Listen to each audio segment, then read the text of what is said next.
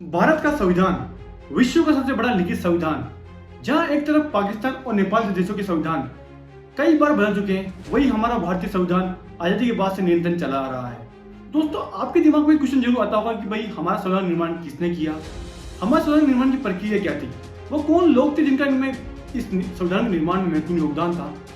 दोस्तों, अगर ये क्वेश्चन आप कई लोगों से पूछोगे तो उनका जवाब एक ही आएगा कि बाबा साहब भीमराव अंबेडकर संविधान के जनक थे। दोस्तों, मैं इस बात से इनकार नहीं करता, परंतु क्या बाबा साहब भीमराव अंबेडकर ने ही पूरा संविधान बनाया था? दोस्तों, नहीं। हमारे संविधान का निर्माण हमारी संविधान सभा ने किया था।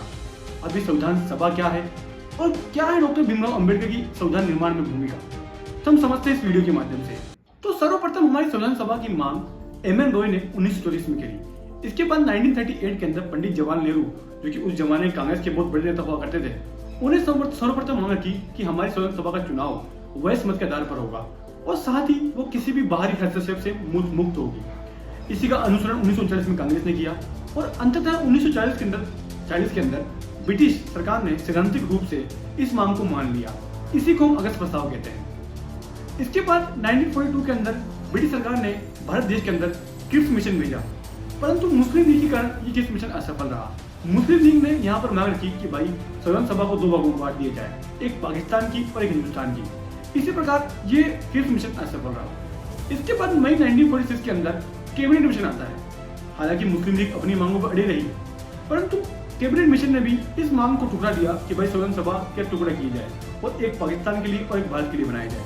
हालांकि कैबिनेट योजना थी, उसने मुस्लिम लीग को इस हद तक खुश कर दिया कि वो चुनाव के लिए तैयार हो गई। तो इस प्रकार दोस्तों नवंबर 1946 में हमारी संविधान सभा गठन होता है।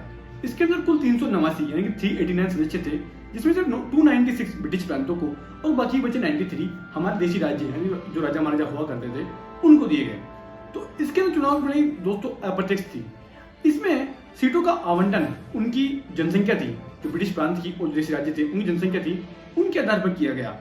सीटों का आवंटन 3 समुदाय में बांट दिया गया, जो उस जमाने में सिख, मुस्लिम और सामान्य में आप हिंदू और बाकी धर्मों रख सकते हो। इसके अलावा जो ब्रिटिश प्रांत थे उनके जो चुनाव था वो प्रांतीय असेंबली के सदस्यों द्वारा करना था, यानी कि जनता को सीधे अधिकार नहीं था चुनाव करने का। और जो देशी राज्य थे उनके जो प्रतिनिधि थे उनका चुनाव राजा महाराजाओं को करना था, उनकी इच्छा पर निर्भर था। तो इस प्रकार बड़ी अप्रत्यक्ष तरीके से इसका चुनाव हुआ। दोस्तों, आगे बात करते हैं चुनाव की। अब चुनाव के अंदर 208 सीटें कांग्रेस जीतती है और बाकी बची 73 मुस्लिम लीग और 15 अन्य लोग जीतते हैं। परंतु दोस्तों मुस्लिम लीग ने इस संविधान सभा का ठुकरा दिया और इससे अलग हो गई थी। इसी प्रकार 208 लोगों ने जो कांग्रेस सदस्य थे उन्होंने संविधान निर्माण की प्रक्रिया चालू की। तो बात करते हैं संविधान की कार्य प्रणाली की कि आखिरकार जो संविधान सभा थी उसने संविधान निर्माण किया कैसे। तो संविधान सभा ने अपने कार्यों को करने के लिए कुछ बड़ी और कुछ छोटी समितियां बनाई। उन्होंने 8 बड़ी समितियां और कुछ अन्य समितियों का निर्माण किया। इन 8 बड़ी समितियों को कुछ महत्वपूर्ण कार्य सौंपे गए। इसमें से एक समिति थी प्रारूप समिति, जो कि सबसे इंपॉर्टेंट समिति थी। इसको संविधान के प्रारूप का गठन करना था। इसके अध्यक्ष डॉक्टर बी.आर. अम्बेडकर थे। साहित्यिक इसी कारण डॉक्टर बी.आर. अम्बेडकर को संविधान का जनक कहा गया और शायद इसी कारण डॉक्टर बी.आर. अम्बेडकर की संविधान निर्माण में महत्वपूर्ण भूमिका थी। दोस्तों, अब हम बात करते हैं संविधान बनने में कितना समय लगा। तो संविधान बनने के अंदर 2 साल 11 माह और 18 दिन लगे। में टोटल 64 लाख रुपए लगे। दोस्तों, 64 लाख रुपए उस जमाने में काफी बड़ी बात होती है।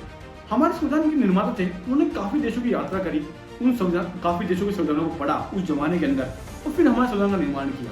दोस्तों, बस यही थी आज की वीडियो। हमने जाना कि भाई कैसा बना हमारा संविधान, कौन कौन समितियां थी और कौन सी समितियों ने इनका योगदान था।